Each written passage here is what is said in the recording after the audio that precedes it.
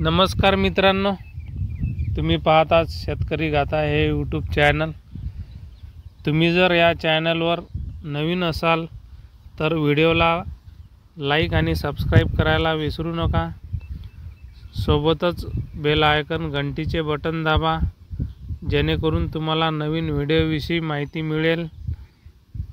मित्रांनो, आपल्या सोयाबीन पिकासाठी दुसरी फवारणी हे कधी घ्यावी, तर आपण आपल्या सोयाबीन पिकावर दुसरी फवारणी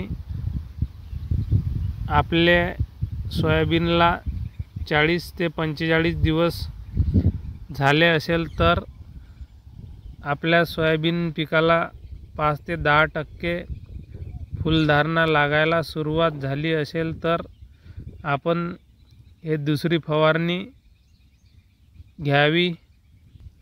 आपल्या सोयाबीनवरती अळीचे प्रमाण हे जास्त असेल तर अळीच्या नियंत्रण हे जास्तीत जास्त दिवस नियंत्रण होईल, याकरता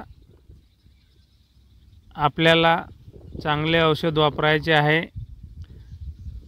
ते म्हणजे कोराजन किंवा तुम्ही एम्प्लिगो वापरू शकता। कोराजन हे आपल्याला 15 लिटरच्या पंपासाठी 10 ml वापरायचे आहे, 8 ते 10 ml। आणि एम्प्लिगो जर तुम्ही वापरत असाल तर हे तुम्हाला 15 लिटरच्या पंपासाठी 10 ते 12 ml वापरायचे आहे। आणि आपल्या सोयाबीन करता जास्तीत जास्त फुलांची संख्यामध्ये वाढ व्हावी, याकरता आपण कोरोमंडलचे फ्लॅन्टॅक प्लस हे फुलांच्या संख्येमध्ये वाढ आणि फुलगळ कमी करते, याकरता आपण हे 15 लिटरच्या पंपासाठी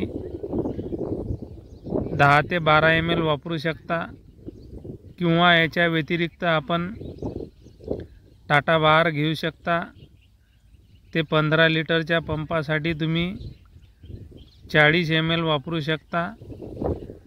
मित्रांनो, याच्यासोबतच जर ढगाळ वातावरण असेल तर तुमची फुलगळ होऊ नये यासाठी रोको हे बुरशीनाशक आपल्याला वापरायचे आहे।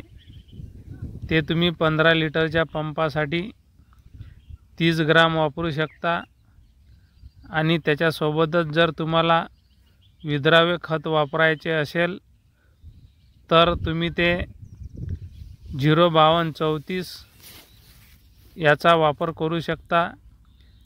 हे 15 लिटरच्या पंपासाठी तुम्ही 100 ग्राम वापरू शकता। मित्रांनो, हा व्हिडिओ जर तुम्हाला आवडला असेल तरच व्हिडिओला लाईक करा आणि सबस्क्राईब करा। मित्रांनो, हा व्हिडिओ बघितल्याबद्दल धन्यवाद। या फवारणीमुळे तुम्हाला निश्चितच चांगला फायदा होईल। आणि पावसाळ्यामुळे तुम्ही औषधीसोबत स्टिकर हे अवश्य वापरा, जेणेकरून पाऊस वगैरे असेल तर तुमचे औषधी हे वाया जाणार नाही।